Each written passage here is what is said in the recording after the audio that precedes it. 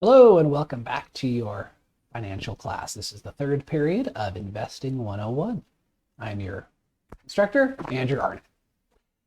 So first, let's talk about follow-up from the last video. Hopefully you created your Fidelity account or TD Ameritrade account or an account with some other brokerage of your choosing and explored a little bit. Poked around. Maybe you linked it up to your checking account. So that you could eventually put money into it, although putting money into it wasn't part of the homework. And certainly buying things isn't something I would recommend at this level in the course, but it's important that you have the Fidelity or whatever your brokerage account is so that you can start following along and doing some of the exercises on your own that we'll be doing today. But first, we're going to talk about some good security practices. Before we put money into an internet-controlled account, you really should know how to protect your user accounts. And number one is use a good password manager. And configure it to create at least 16 character long passwords. And they should include all the character classes, upper, lowercase, numbers, and symbols. And the reason for this is computers have gotten really good at hijacking passwords. And occasionally you might see in the news that some big reputable company had their user database stolen. Now, when the database is stolen, it doesn't usually include passwords, but it does include something called a hash of a password, which if your password started before it was hashed with 15 characters or less, then the person who stole the user account database can quickly figure out all of your passwords, no matter how complex you think they were and how clever. Well, I replaced the O with a 0 and all that. No, none of that means anything, truthfully. So if you have a 16 character machine generated password, there's no way. Like, it's going to take them years to crack that password, and they're not going to spend that much time on you. There's an exponential curve where like one character passwords are, super easy, then two characters are a little harder, but it gets exponentially harder, and 14 and 15 character passwords are pretty hard, but it takes a computer just a few hours to do them. And then 16 characters, years. Like, it's just this wall that computers can't get past. So that's why I say 16 characters or more. And it should be machine generated, because if you just type in your favorite word that's more than 16 characters, or a phrase that you got out of a book or something, computers are good at guessing all those. It needs to be something that can't be guessed except through what's called brute forcing, which is just trying every single possible character. And that's where you're really, really going to be protected. Now, no one can remember passwords like that. And so that's where a password manager comes in. And a password manager helps solve another problem too. If you don't know your own password, it's much harder to be phished, meaning you get an email or a Facebook Messenger message or something like that that encourages you through a link to go to a particular website and type in the password that you think you have with that website. But if you're logging in with Facebook and you type in your Facebook password, maybe that's not actually Facebook. Maybe they're trying to phish you and they gotcha. Now they have your Facebook password and they can log in with that password to the real Facebook and take over your account and then send messages to all of your friends, inviting them into the same trap. You may have seen one of your friends send you this weird message. Is this really you? And it's a link, and you click on it thinking it's a Facebook photo or something. And so you sign into Facebook, and guess what? You didn't actually sign into Facebook. You signed into a phishing website. So password managers are integrated with your browser so that that's difficult to be phished. If you click a link and you go to something that looks like Facebook, but it isn't Facebook, really, your password manager won't type the password in for you. And so phishing attempt botched. You're protected. Okay, so that's why a password manager is so important. So let's take a look at what that looks like here. So I am here in Firefox, and let's say I type in, let's go create an account with Bitly. Here's Bitly. I'm going to sign up for free level here. Okay, so I make up some username, some guy, some guff. Now, Firefox is, and this is true, I'm using Firefox here, but it could be Edge, it could be Chrome, whatever. They all have password managers integrated in. And so Firefox notices that I'm creating an account and is offering to generate a password for me. So here's a good machine generated password. Doesn't look like it's actually 16 characters, which I ought to configure Firefox to generate a longer password, but at least it's not a word of any kind. And so I can just click that and boom, it's ready to go. And if I actually proceed to sign up, then Firefox will remember this username and password and automatically enter that password in for me next time so that I don't have to. And I don't have to remember it. I can't be phished because I don't actually know my own password into Bitly, for example. Okay, that's what a password manager does. Now what I just showed you was Firefox's integrated password manager. I don't like to use browsers' own password managers because I switch browsers. I use Firefox some days, I use Edge some days. I switch to my phone and it has a different browser on it, for example. So I like to use a browser plugin, which does the same thing as the browser version, but actually copies my password table to all of my different browsers and devices in a secure way so that I don't have to remember it. And I can switch browsers whenever I want. So an example of this would be Bitwarden. So your browser has a marketplace where you can go download extensions. So let's take a look. Extensions, and again, these process will be similar, but maybe not exactly the same with your particular browser. There's extensions for developers, web developer tools. I can't find it. I don't use Firefox that often. So let's just say Firefox extensions, and you could do Edge extensions or Chrome extensions, whatever you want. And I can go up here and I can type in password manager. And here's a bunch of generally good ones. I would probably avoid ones with, load down, load count. There's LastPass. That's a good one. I used to be a LastPass customer until they charged $36 a year just to be able to use it on my phone. So I actually use Bitwarden, which is free on all devices. You could even share passwords with one set of other people, like say your spouse or your kids or something, all before you have to start paying anything. So I've been using Bitwarden for free for years. And I recommend that. But if you click on that, you can install it into your browser. It's already installed into mine, which is why the remove button is there. But if you install Bitwarden into all of your browsers, because it's available for Firefox, Edge, Chrome, all of them, and on your phone as well, then your passwords can be shared across all of them. So let's take a quick look at what that looks like here. So let's go back to Bitly. Now I'm here at Bitly, and Bitwarden is offering one account. It knows about one account that I have with Bitly, so it's drawing a little one there. So I can click up here and I can click there, and it'll automatically sign me in, especially if I do this anyway. So I can go up here, boom, I'm signed. I'm ready to go signed in. Now the nice thing about, like I said, the phishing thing, if I wasn't actually at Bitly, let's say I clicked a link and I thought I was signing into Bitly, but it wasn't. It was actually evilbitly.com or the Unicode character set that makes it look like it's really just says bit.ly.com, but really the I is not the I that I think it is, but it looks like an I, but it's not an I. Any of those tricks that phishers use won't fool my password manager, although they might fool me. So that when I go up here, it doesn't offer me a password because I'm not on the right website. I'm on a spoofing website. So password managers keep you really good and safe. So I highly recommend you get a password manager. Now, in the homework from last week, if you went and created a bank account or a Fidelity account or something, you might have chosen a weak password. It's not too late to go back, especially if you didn't put any money in it. It's not too late to go back and fix that. So go change your password and use a password manager to generate a good, strong machine-generated password and have your password manager remember that, okay? So let's talk about some other best practices here. Never give your private info over the phone when receiving a call or a text.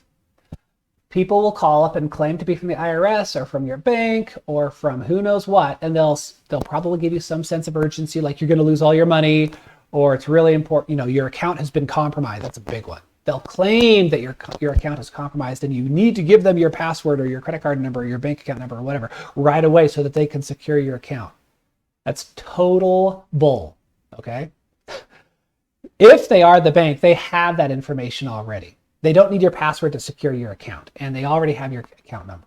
So what's really happening is that call didn't come from your bank. They came from an evil actor that's trying to compromise your account. So the best way to protect your account, hang up on them. And if they prevail upon you enough that you believe that maybe there is something legit to it, what you do is you say, I will call you back, and hang up. And then you look up. Don't take the phone number that they gave you. Don't call them back on caller ID. You look up the number to the bank that, or entity that they claimed to be from. You call them. Now you know that you're calling the legitimate company, and you say, I just got a phone call saying this. Just checking to find out if that was true. I didn't give them any of my private information. And they'll probably just say, good job, you're right, we didn't call you. They might ask you for your account number since you called them and they don't know who you are, and that's fine because you know you called the right phone number. But a lot of people lose money this way. So don't fall prey to people contacting you in such a way that you can't tell for sure that they are who they claim to be. The last one is perhaps a little counterintuitive. You should pick an unlikely username. Now this is perhaps a little surprising because it's really your password that protects your account, but I'm going to tell you a short story. So I have a Fidelity account, and my username used to be Andrew Arnott. Nice, memorable name for me. Easy. It wasn't claimed. Nobody else had it. I considered myself lucky that I got that username before anybody else did, because I'm not the only Andrew Arnott in the world. Bad choice, because periodically my account at Fidelity would get locked. It gets locked when people try to log in with that username too many times with the wrong password. Now I have a good password generated, secure password. I'm not afraid of people cracking my account by guessing my password. But just guessing my username was a problem, because when they would guess my password wrong several times in a row, Fidelity would lock the account so that no one could log in, not even me. And I know my password. And so I would periodically get these emails from Fidelity saying, your account has been locked, too many failed login attempts. It's like, I haven't been trying to log in unsuccessfully. Every time I log in, it works. But now I can't log in either because it's locked. And I have to call up Fidelity, give them my firstborn child's name or whatever it is that they want to know in order for them to unlock the account. And so the second or third time this happened, I talked to them on the phone. I said, what can I do? This is really irritating that my account just keeps getting locked. And they said, oh, it's your username. Turns out, because there are several other Andrew Arnotts in the world, and sometimes they don't remember their username, so they guess. And they guess it's their own name. And then they try their password with it, or passwords that they think it might have been. And it ends up locking me out of my account. So the strategy here, pick a username that no one else is going to think belongs to them. So picking a good, strong password keeps the evil people out. Picking a good, unlikely username keeps the good people from locking you out. Does that make sense? So in my case, you could use a machine-generated username too, but that's a pain. So I just changed my username slightly. I stuck the company I work for in between my first and last name. Now, it's much, much, much less likely that someone's going to make up that username and think it belongs to them, because no one else named Andrew Arnott works at my company, right? So, some good security practices you should put into place in all of your websites, but especially the ones that control your money. So now, with a secure account in hand, we get to start looking into where we can put our money in the stock market. So we're going to talk about researching mutual funds. Some of them require a minimum initial investment. We'll show you how to look for that and look at the Morningstar ratings, look at their expense versus returns, and we're going to see how to look at a mutual fund's track record, which is a really important part of researching a mutual fund. Now for this, I'm going to use Fidelity because it offers the ability to research mutual funds more without actually logging in, which is super convenient. And most other brokerages that I've tried require, in fact, all of the other brokerages that I've tried require you to actually have an account. Now I have an account with Fidelity, but I'm not going to sign in to it while on camera. So let's go to fidelity.com, and without even bothering to sign in, of course, if you have an account, by all means, go ahead and sign in while you're researching if you want. But I'm going to hover over news and research, and I'm going to come down to mutual funds. And this is where I get to start looking. Now you can see here that Fidelity offers the option for me to buy into over 9,500 mutual funds. It's a lot to choose from. And I've got some research to do to decide which one to buy. I'm not going to research 9,500 mutual funds. So I want to filter it down to a much, much smaller set so that I can actually make some good decisions by looking into them. Now, part of picking a mutual fund includes diversification and strategy, which actually we're going to be talking about in a subsequent class. And that would absolutely feed into how you filter these funds down to a smaller set. But we're going to just hypothetically make up some interesting criteria to give you an idea of some of the returns that you can expect and get you familiar with the process. So you could say, you could research or filter down to mutual funds that are in a particular sector or a specific kind. I'm not too interested in that at the moment. I could also say I want a specific risk category. And you can see as I change this filter, you can see how many funds are left. So if I want super, super low risk, there's 36 funds that they have to offer. If I want or don't mind higher risk, similarly, I bring the number of funds down. Somewhere in the middle, there's more funds, but still substantially less than nearly 10,000 funds, okay? But that too, I'm not gonna filter on right now. I could also, now Fidelity, hopefully just like any other brokerage firm, although I can't speak for them, allows you to buy a lot of mutual funds whether or not Fidelity owns those mutual funds. It's just the open stock market, right? There's a lot of companies out there with mutual funds. You can filter it down to just Fidelity funds. So now I'm down to 315. Or you could filter down to mutual funds that Fidelity has vetted and suggests to you. No, not to you personally, but just these are fund picks from Fidelity, which also substantially reduces that. And that might be a good idea too. I'm not going to do that today. Now we talked about how some mutual funds have a minimum required investment. A lot of them do, and a lot of them, it's common to require $2,500 minimal initial investment. And if you don't have $2,500 that you want to throw at one mutual fund, especially early on, you can filter it to just those mutual funds that don't have that requirement, so that you can get in there with 50 bucks or 25 bucks or 100, whatever you've got to throw at it. It will only show you funds that you can afford to get into. And notice how much that dropped down to 2,000. So 4/5 of them, 80% of the funds just disappeared. So 80% of them have a minimal initial investment of more than $2,500 or more. But again, not going to check that box either. Now we talked about last time mutual funds and ETFs, and I said that some mutual funds tend to be actively managed by people, so the fees are higher, and the ETFs tend to be tracking an index and their fees are lower. Those are just tendencies that I've noticed. It's not a always true thing. And so I can actually say when I'm searching for mutual funds that I want actively managed mutual funds. So people are behind it making hopefully intelligent decisions about what stocks to buy in those mutual funds. And notice the number did not go down that much because most mutual funds are actively managed. But I can choose an index, which means not actively managed. Instead, it's just a computer doing what some other organization is defined as these are the stocks that are represented by this index. And notice how much smaller it got, okay? But again, not interested in filtering that down either. My favorite ways of filtering down is I want a Morningstar rating of 4 out of 5 stars at least, so that I'm looking at mutual funds that an expert has said, these are pretty good picks, right? A Morningstar rating of 1, I don't know why I would ever want to buy that. That's not good. Now this is 1 or better, so I still have most of my mutual funds at 1, but I'm going to say I want 4 or better, and so that cut me down to 1/3 of what I originally had. That's good. 1/3 is good, but I'm not going to review 3,000 funds either. That's ridiculous.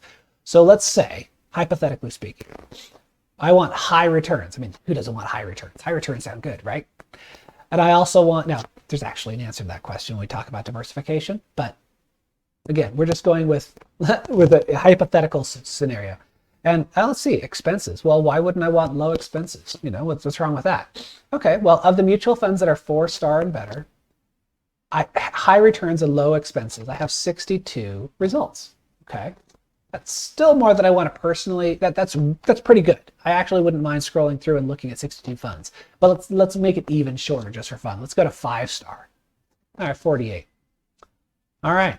Now let's filter this down. Okay, so if we don't have $2,500 to invest initially, Now we're down to 8 funds.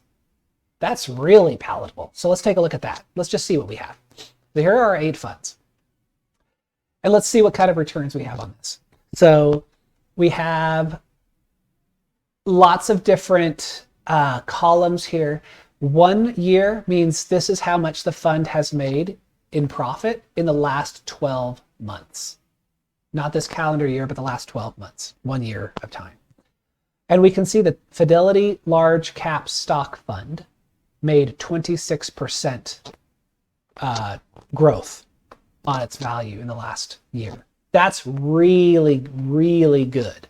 Remember from our conversations in past classes where we talked about percentage rates, and your checking account gives you like 0.05% interest. Your savings account gives you 0.09% interest. So like 0.05%. Well, this gives you 26%. When we're talking about compounding interest, this number is huge, and I'll show you what that looks like. But not yet, because 1 year can be quite deceptive. With market downturns and upturns, it's easy for a mutual fund to have a very impressive or very terrible sounding return rate for the last year. And so it's important to look at a longer track record. And you can even see Fidelity doesn't sort by 1 year. It defaults by sorting by 3 years. So its 3-year average return rate is only 18%, which is closer to, remember, the market average is 10 to 12%. So this is still a really well-performing mutual fund, but 26% is not what you can expect long-term. You'll probably expect something closer to 18%. But if we look at the 5-year average return, it's 13%. All right, now we're looking more at market averages, which is what we would expect. A decent mutual fund will perform at or usually a little bit above the market. So 13% is pretty close. It's outperforming the market, but between 1 and 3%, which is good. You know, you'd hope that an actively managed mutual fund would perform better than a market index. The 10 year is 14%, so it's slightly better than even the 5-year average. So what I personally do is I take a look at I focus mostly on 3 and 5 years to see. And you can click up here and sort it by 5 years. Say, well, show me the one that performs the best in 5 years, or the one that performs best in the 10 years, whatever it is that makes you most comfortable. You can also see over here, these are the Fidelity funds, as in they have Fidelity in the name. Then here are the Fidelity fund picks. So Fidelity doesn't pick all of their own funds. You can see this Fidelity fund isn't a fund pick. And this one down here is a Fidelity pick, even though it's not a Fidelity fund. Just information. So you might decide, well, these are almost the same, and this one is a fund pick, so that's probably a better fund because Fidelity picked it. In fact, the name mentions balanced, which suggests some diversification concerns have gone into picking this one, so that might be a good one. So you know those are some considerations that go into, well, why wouldn't you just pick the fund that has best returns? Oh, there are a lot of reasons for that. So these two are pretty similar, and this one is a fund pick. So let's research this balanced fund. Let's drill more in. There is a buy button here, but we should find out more about the fund. So we click on it. Now we get to see some of the things that would be very important, although our search criteria kind of guarantee this in this case. It's a 5-star Morningstar rating, the highest returns, the lowest expenses. The risk of this category is a little below the medium point. It's a 5 out of 10. So that could be good for you, depending on what your diversification needs are and how long you're planning to invest. Again, to reiterate something from an earlier class, the risk is, as long as you are diversified, risk shouldn't generally be interpreted as risk of losing all your money. Okay, it's volatility. It's a measure of volatility. So you can see that this is a hypothetical growth. If you put $10,000 into this mutual fund 10 years ago, you would have had $10,000, and then in 2013 it would have grown. It would have grown. It would have grown. And this is what $10,000 would have grown to by this year. Now this blue line is the S&P 500. You can see the legend up here at the top. So S&P 500 is an index. It would have done much better than the purple line. The purple line is FBALX. Well, what is that? That is the Fidelity Balanced Fund. You can see the ticker symbol right here, FBALX. So it's comparing the fund you're looking at to a few different indexes, the S&P 500, the Fidelity Balanced Hybrid Comp Index, and it's showing you what $10,000 over 10 years would have done. And you can see, okay, this fund over the last 10 years, I thought it was pretty good. The last 10 years, it had an 11% return rate, but the S&P 500 outperformed that significantly. Maybe you buy into this mutual fund for diversification or strategy reasons anyway, or maybe you decide, maybe I should go buy that index instead. These are thoughts you can go over. You can also add additional lines to this graph, compare it to different things, and drill in so you can see how this compared to a particular other one. You can type in anything. How did this compare to Microsoft stock, for example? Oh, this is only comparing mutual funds, I guess. Yeah. So I'll show you at some other time how you can research that, I guess. Anyway, there's more to look at though. There's an expense ratio. So like fees that they take out. Remember how we said low fees? Well, okay, what are the expenses then? It's 0.5% for this particular mutual fund. Now they're making, on average, depending on how far back you look, 13 to 17% return on your investment, and they want 0.5% back. Now they tend to want 0.5% back whether it goes up or down that year. But in general, that for an actively managed fund, that's a reasonably low fee. Okay? But that's something you want to look at. You can see here the minimum to invest is 0. So you can get in here with $1 if you want. Remember we selected filter it down to just those funds that have no initial investment. That's what that means, is that there's no initial investment requirement. Turnover rate can be interesting. You should talk to your tax professional about what that means because there can be tax implications, and I'm not going to pretend to know how that works all.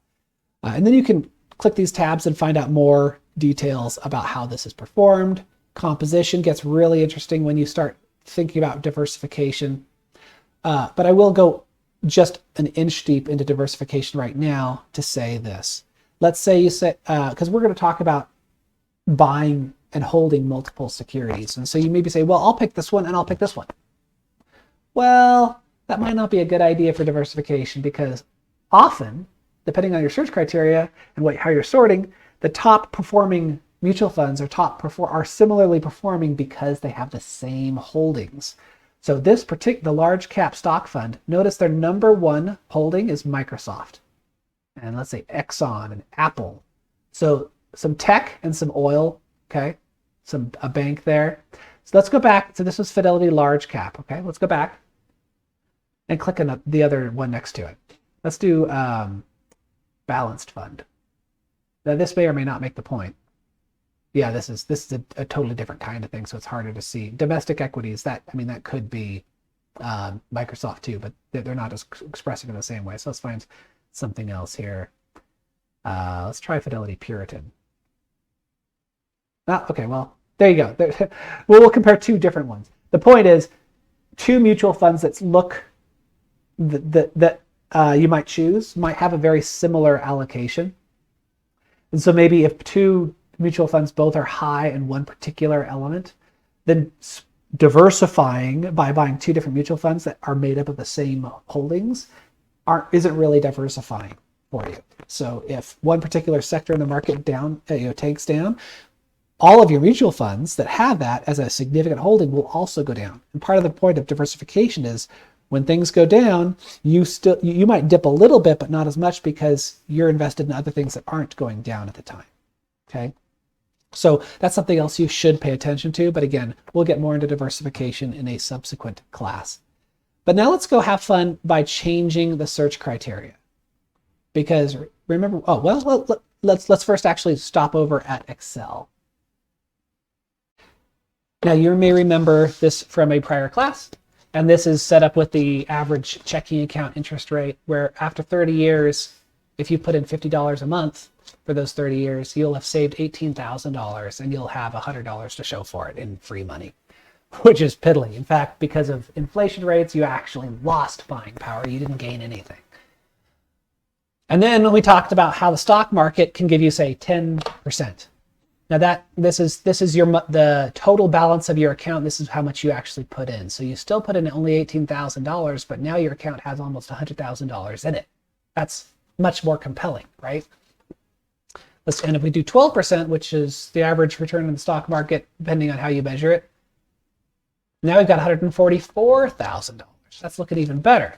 But the amazing thing is how exponential compounding interest is. So instead of putting in 12%, let's put in 13.87%, because that's what we're seeing here for 5 years. 13.87. Now watch that number change for 144,000 to 208,000.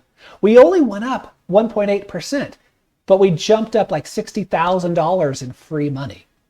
Okay. Now just for fun, let's say 18%. Let's say 3 years. The market has changed fundamentally in the last since the 5-year mark, and we think that 18% is what we're going to sustain. Don't think that, okay? And don't plan your retirement around counting on 18%. Historically, that doesn't hold, but just for fun, so you can see the power of compounding interest. Let's say 18%. Almost $500,000.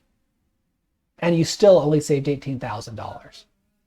So again, just to hit compounding interest. Compounding interest is the power of percentage return rate and time. It does not require a lot of money. You can save very little. You could probably, maybe you can afford even less than this at this kind of a return rate. You could, again, assuming that you could sustain it, which you probably can't. But time times, or roughly speaking, time times percentage rate gives you, is where the power is for saving for retirement. So just to keep that in mind. But let's keep researching, because there's more to see. Let's go back and expand our search criteria. Okay. So last time we said a 5-star. Let's allow for 4 stars. Let's still say high returns. And this time let's be willing to, last time we did low expenses, and we said no minimum investment, right? This time we're going to allow for a minimum investment, and we're actually going to allow higher expenses. Now, why would we want to pay more for our mutual fund? Because you get better talent, okay? If you were managing a mutual fund, if you were a fund manager at Fidelity, wherever, and your mutual fund was outperforming the market a lot, you ought to be able to charge more for your services, right? And it turns out that you can make a lot more money without raising the expense that much. So we're going to actually say we're going to allow moderately low expenses. Now that expanded the number of funds, but we don't have to review them all. Remember, they're sorted. Do you notice something about the percentages here? It jumped. It jumped from what we were at, about 18% for the 3-year, to 42%. And the 5-year is 30%. That's something we might be able to count on. They sustained that for 5 years. That's pretty good. Notice it changed, by the way. It's Select Semiconductors portfolio. So let's put in, instead of 18%, let's put in 30% and see what happens to our $18,000 over 30 years. $5.2 million. This, by the way, is why I say anybody can become a millionaire. Like, you just have to save and know how to invest. And again, this is not the end. I'm not saying go buy this particular fund. I'm not, because by the time you research it yourself, and when we take into account strategy and diversification, this might not be the best choice for you, but there will be a best choice for you, okay? And I'm going to give you some of the tools you need to pick that. But the point is, okay, well, but what are they charging for expenses? We raise the expenses, right? Let's find out what that expense is. So let's click here and find out. The expense, oh my goodness, they're really they're robbing us clean dry. Remember that last percent was 0.5%? Now it's 0.7%. I'm being sarcastic here. If we took 0.7% off of this, to 29.3%, okay, you only made $4.5 million instead of 5.2 million.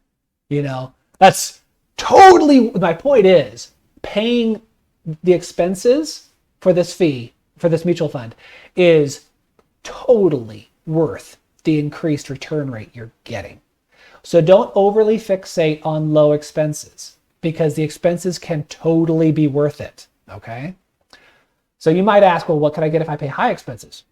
I don't know. Honestly, I've never searched for high expense mutual funds. I just, you're welcome to do that. But here we remember the last fund that we looked at that was 18% over the last 3 years or something, underperformed the S&P 500. Well, now that we're willing to pay a little something more for better actively managed funds, the S&P 500 is the worst performing thing. And the fund that we're looking at here, FSELX, is the best performing. And over the last 10 years, if we had invested $10,000 10 years ago, we would have ended up with $90,000. So powerful stuff there. And remember, I was just looking at the 3-year, let's see, what was I looking at here? We put in 30% for the 5-year. Let's put in 42. $52 million. Now, I'm not saying you're going to get $52 million. This is only the 3-year return rate. It's not the 5-year, it's not the 10-year. And these are all historical. How's this fund going to perform in the next 3, 5, 10 years? I don't know. Nobody does. And so the best estimate we can make is based on historical trends. Okay. We could also maybe mix in what we think the industry will do, but odds are good. That's, the very best, brightest minds in charge of billions of dollars being managed have already worked all that out. And in general, the stock market, I consider, has priced that in. So generally speaking, because I don't have a crystal ball, I let historical trends dictate what I invest in. So this would be perhaps a good buy. Notice that risk category is higher on this one. So that should also factor into your strategy, which again, we'll talk about another time. So that's a little bit about researching mutual funds. I'll throw in there as well that if you're interested in indexes in particular, like the S&P 500, you can't buy the S&P 500. It's just a list of companies. But a mutual fund can automate your buying of companies that belong to the S&P 500. So I can click on here. Now I'm down to 417 funds. I want the good returning ones. Let's see what we see here. Here's the Fidelity NASDAQ Composite Index Fund. So this mutual fund is not actively managed. It tracks an index. It tracks the NASDAQ. And it performs at 20, it has done 26% in the last 3 years, or 21% in the last 5 years, or 18% in the last 10 years. NASDAQ is amazing, people. This is why I say, well, does the stock market average 10% or 12%? Which is, it depends on the index that you're looking at. And when I say 10 to 12, or when experts say 10 to 12%, they're looking at a very, very long track record. To be honest, we've had a great 10-year run lately. You'll see, so yes, in the last 10 years, the market has outperformed the lifetime average. But if you look at the life of even this, the NASDAQ's been around a long time, there is the 12% right there. The life of the fund, the average is 12%, but if the last 10 years has been 18%, that means must have been a lot of years in its past that did less than 12%, so that the average became 12%, even the last 10 is 18. That makes sense? So that's where this comes from. And so again, like if you bought into the NASDAQ, if in the last 10 years, you would have done very well. And there's a bunch of other indexes, many of which you probably never heard of. I certainly haven't heard of many of these either. And some of these, so NASDAQ, S&P 500, the Dow Jones Industrial Average, you hear all these things that are very well known. These other, the ones that you haven't heard of so much, often focus on specific market segments or sectors. So if you're into farm equipment, there's probably an index for that, which will have a bunch of different farm equipment manufacturers in it, and you can buy into that index if you wanted. And there certainly are actively managed mutual funds that cover those similar categories. And you would expect the actively managed mutual funds to outperform the market in order to justify their own existence. Some do, some don't, because when there's an active manager, it's, they're going to make some good decisions and some bad decisions. And some mutual funds just don't have great managers. And that's why it's important to look at the historical trends. So let's get back to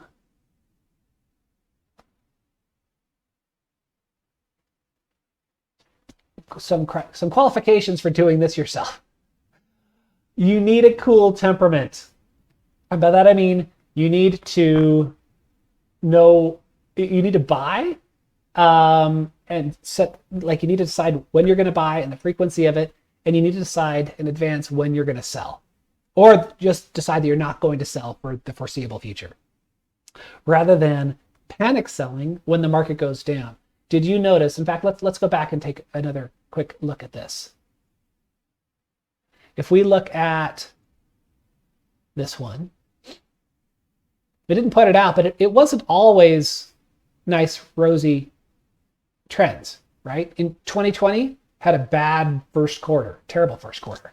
People who sold at this point lost all their gains for the last 12 months or more. 12, 14, 15 months would have lost, would have been a shame. But if they held on to it, do you notice it recovered with a vengeance? And then it fell a little bit again and it came up. And this is a regular thing. Stock markets go up and they go down. And it's a market sentiment thing where everybody feels good about the stock market. Everybody feels bad about the stock market. Virtually every company, or most companies, went down the first quarter of 2020. And it wasn't because those companies were making bad decisions or were fundamentally flawed or were going out of business. If you were invested in a company that was going out of business, yeah, you should sell as soon as possible. But if you're invested in the stock market and the market goes down as a whole, it's just market sentiment. And hopefully you, through your strategy and diversification, you don't have to sell on a downturn and you can just ride it out, because it always goes back up. Because, if you look way back in history at the Great Depression, that was a significant downturn, but you know what? It recovered. So as long as you weren't invested in companies that went out of business, you might add all right. And even if some of the companies you were invested in did go out of business, you'd still be all right as long as you were sufficiently diversified, which is a huge maintenance problem unless you know how to use mutual funds and ETFs and things to your advantage, which again, we'll talk about in a subsequent class. But the point is, your temperament needs to be such that you won't panic sell. When market goes down, think of it as a sale. Like if shirts were on sale at your favorite clothing store, you might go and buy some because they're on sale, right? When the market goes down, if you had cash waiting to invest, that could be a good time to buy. And so you might buy it. Now, it might keep going down. You might, oh no! Timing the market is impossible, right? But if you think more like you do at the supermarket when there's a sale, then, oh my gosh, I'm losing all my money when the stock market goes down. If it's just a market sentiment downturn, you haven't lost anything until you sell it at a loss. You just hold on to that security and it goes back up and you get all your money back. Again, all the disclaimers about you need to be sufficiently diversified and all that still apply. So I have a short video to share with you. So this is a scene from It's a Wonderful Life, great movie. And in here, George Bailey is running a savings and loan, which is sort of like a bank. And there's a run on the bank and everybody wants to get their money out. And as a result, the bank just doesn't have the money, which is another story.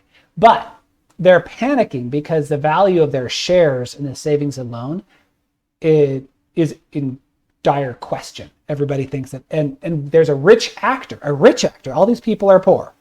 There's a rich actor that wants to buy everything that is now undervalued. Okay. And these people are eager to sell. All these people are facing this direction because they're trying to leave to go to the rich person to sell their shares that are now at a huge discounted price because they're afraid of losing everything. So let's see it. Can't you understand what's happening here? Don't you see what's happening?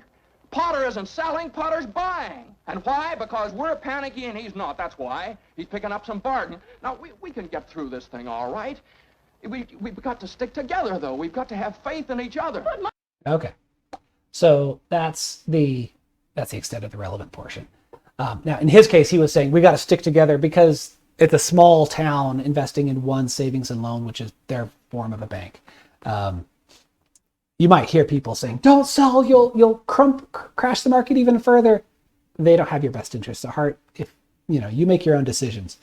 But the point is, Potter was the rich guy in town who was going to buy all of their shares at a huge discount, and then he was going to just hold them until he knew that there was actually nothing to panic about. He was going to wait for them to go back up in value, and he was also going to take over a company in this particular movie.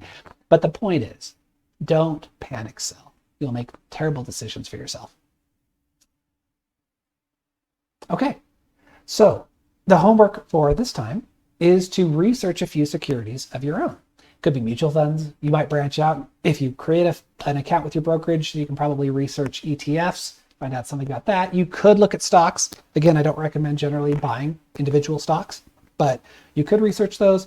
Just research a few and come back with some ideas and some questions. Please leave comments on the video, ask questions, and please do, if you click the subscribe and notify buttons on the YouTube video, then you're going to be notified when the next class session comes out. And if you feel like this is going to be a blessing for you, if you're making some better financial decisions because of this, please consider sharing this video with your friends and family.